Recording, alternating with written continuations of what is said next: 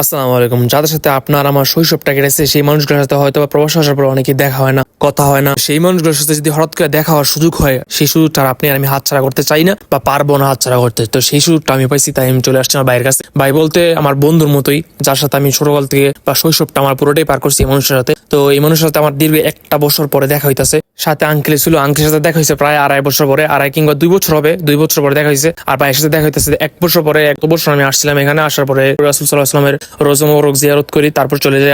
আবার আসছি এখানে, যেহেতু আসছি ভাইয়ের সাথে দেখা করে যেতেছি। তাদের সাথে দেখা হওয়ার কিছুক্ষণ পরে আমরা চলে যাই মসজিদে নববীতে। সেখানে আমরা ফজরের নামাজটা আদায় করি। আর মসজিদে নববীর ভিতর কিংবা বাইরের অংশের কথা কি বলবো, একদম চোখ জোড়ানোর মতো দৃশ্য।